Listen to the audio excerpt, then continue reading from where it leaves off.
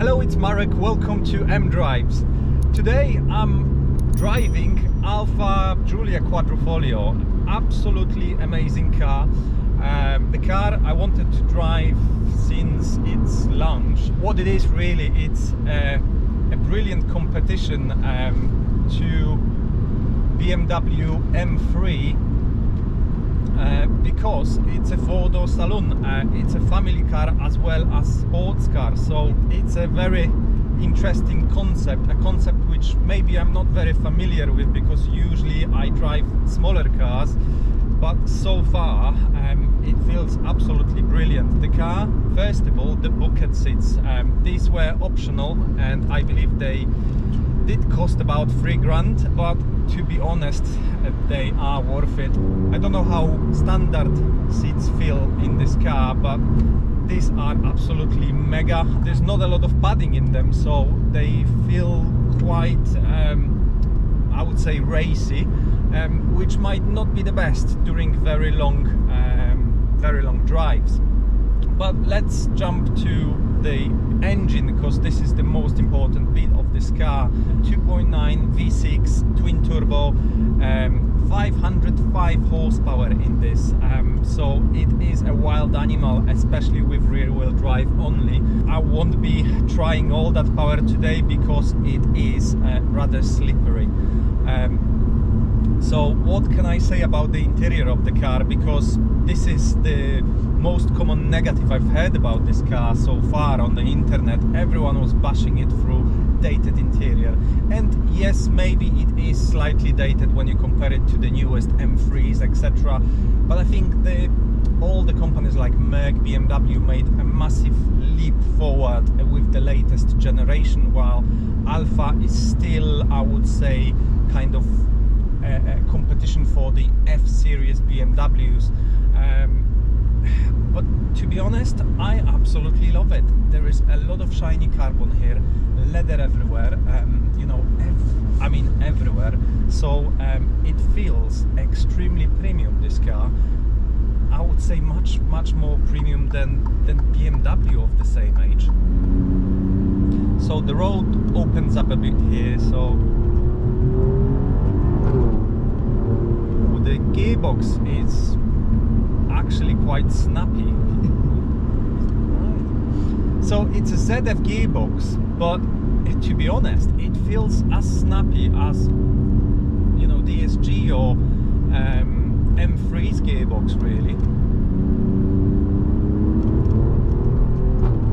Oh wow, yeah, it is really snappy. You can actually feel when the gear is changing. The car actually kicks you in the back, and I'm not in a racy mode at all, and that's obviously because it's not my car.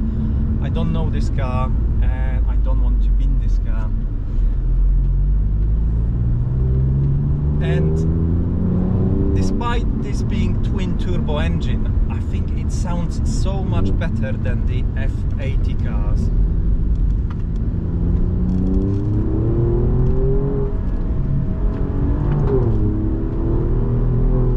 There is I would say, a bit of a lack of power at this very bottom of the revs, but once you get to those 4000 RPMs, it starts pulling really nicely.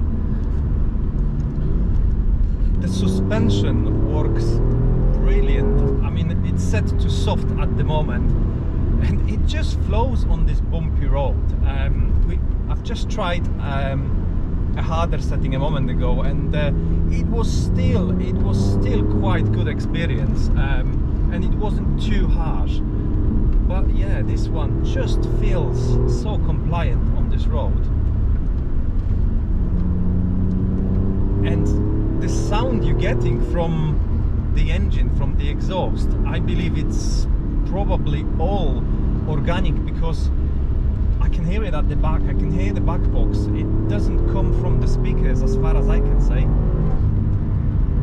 And it feels very linear, I would say, the power delivery. It's not snappy. It just accelerates with the constant speed. So very good so far. Bigger one. It definitely makes nice sounds on the upshifts. Wow. No, honestly, the car feels much better than I expected. I've expected the car to feel a bit more bargy, a bit bigger. I think it just hides its size, I would say.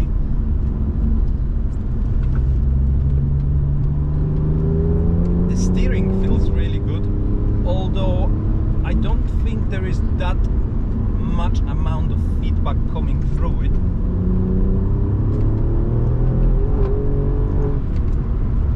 Yeah, it's not snappy at all, but bear in mind I'm not in the race mode, because that would take away all the nannies, and I'm literally too scared to do it in these conditions. But yeah, it sounds great, and it just flows on this road.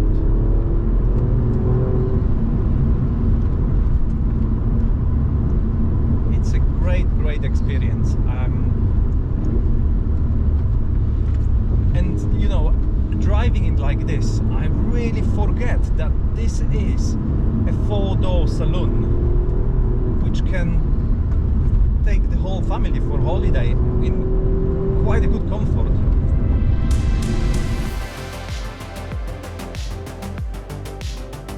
It is impressive how Alfa managed to pack up all that functionality and 480 liters of luggage space without compromising the lines of this beautiful body. And all of that can be parachuted to 60 miles per hour within 3.9 seconds thanks to the engine and the 8-speed ZF gearbox.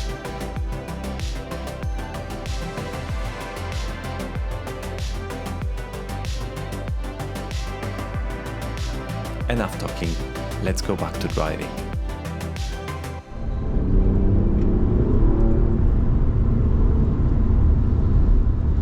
So the car really feels like it wants to be driven, like it wants to be in higher revs, definitely above 4,000. It's just, it revs so nicely. It feels delicate in a way, I would say. Everything apart from gear changes, everything feels like, I can only compare it to my M2 really. It feels lighter, it feels more Italian, I would say. You don't need a brute force to drive this car. It feels like it just requires a precise inputs from you. Yeah, you can gently do it. The steering really is quite light, but the car feels beautifully on the road. So I'm currently following my M2, and obviously I'm scared to push it, especially in the corners, because it's not my car, and you know, it can easily step out. But yes, it's a pleasure to drive this car, and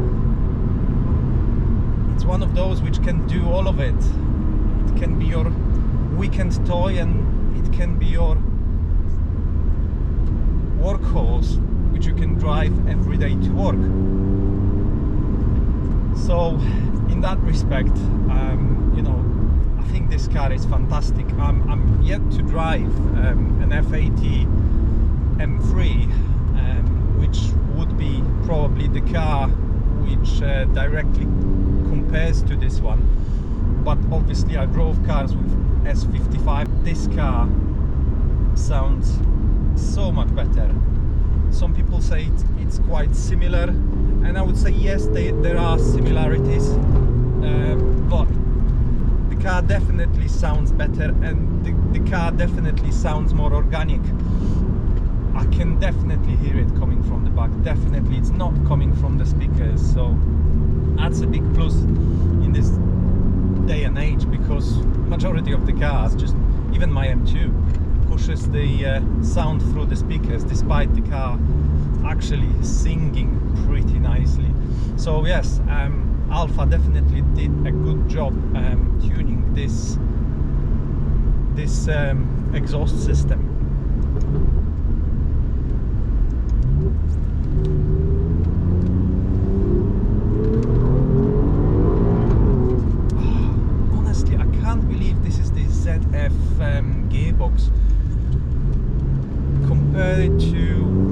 compare it to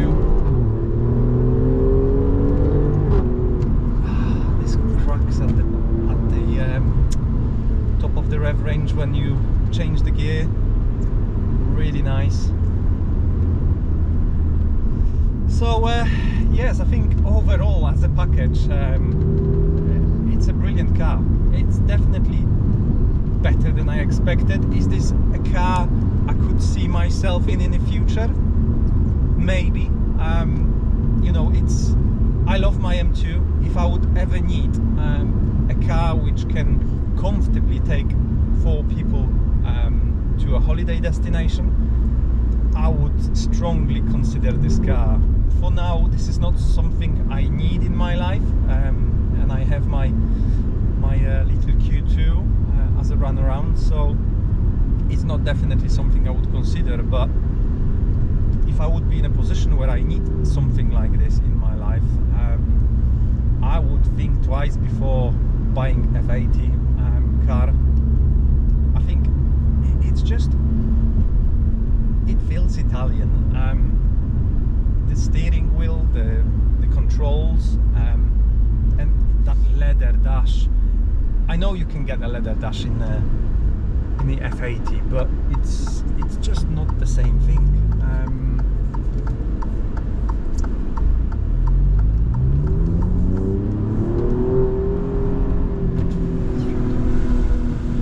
Let's hear this engine.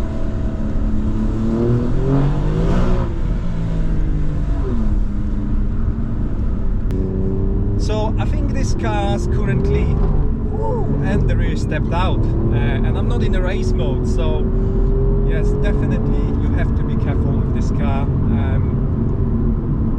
At the end of the day, it's a rear wheel drive, same recipe as M2 M3s, but yeah, the car,